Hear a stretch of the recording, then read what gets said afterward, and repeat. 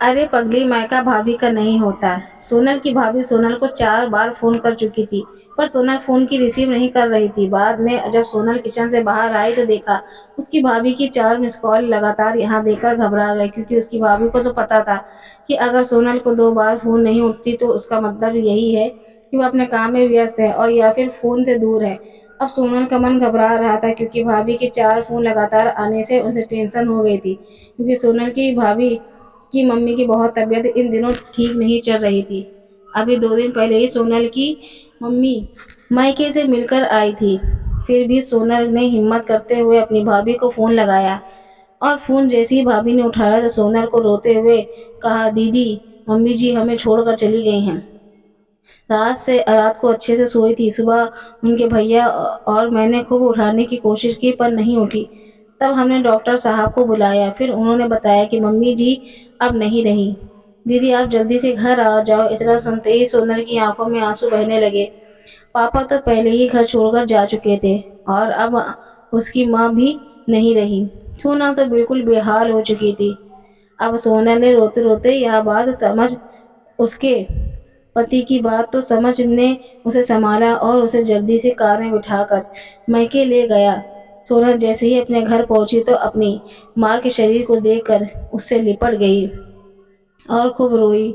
आखिर में समझ ने उसे किसी तरह समझाया और माँ का अंतिम संस्कार किया। सारे विधि विधान होने के बाद भी सोनल की रुलाई रुकी नहीं रही थी। उसे माँ की बहुत याद आ रही थी। तब सोनल की मासी ने उसके आंसू पोंछे और उसे संभाला और कहा, सोनल बेटा, ऐसी दुखी मत हो। दीदी नहीं रही तो क्या हुआ, मैं हूं ना तेरी मौसी। मेरा घर भी तेरा मायका है। तेरा जब मन करे आ जाना। अपनी मौसी के पास वैसे ही कहते भी तो है ना मौसी, मतलब माँ जैसी। बेटी, मैं तेरा दर्द समझ सकती हूँ, क्योंकि तेरे पापा तो पहले ही तुझे छोड़कर जा चुके हैं और आज दीदी भी चली गई हैं। कहते हैं ना कि माँ बाप के जाने के बाद लड़कियों का मायका ही छूट जाता है, या भाभी बस दुनिया को दिखाने के लिए नाम का रिश्ता होता है, क्योंकि मायका तो माँ से ही होता है।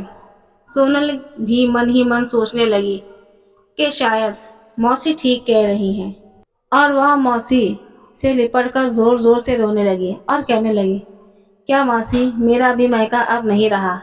तभी सोनल की भाभी दूर बैठी दोनों की बातें सुन रही थी। पहले तो भाभी ने सोनल को चुप कराया और फिर कहने लगी, उसे दिलासा दिया। फिर भाभी ने मौसी से कहा कि मौसी जी, आपने ऐसा कैसे कह दिया कि मायका केवल माँ से ही होता है। मैं मानती हूँ कि माँ का स्थान कोई नहीं ले सकता, लेकिन अभी दीदी के भैया भाभी जिंदा हैं, और जब तक हम हैं दीदी का मायका हमेशा बना रहेगा। मैं पूरी कोशिश करूंगी दीदी को मम्मी जी की तरह प्यार दे और सम्मान दे, कि और दीदी जब चाहे यहाँ आ सकती हैं। यह घर कल भी उनका है, आज भी है और कल भी रहेगा। मौसी जी, मैं एक छोट बेटी हूँ और मेरा भी मायका है, और मैं अच्छे से जानती हूँ कि हम बेटियों के लिए मायका कितना महत्वपूर्ण होता है।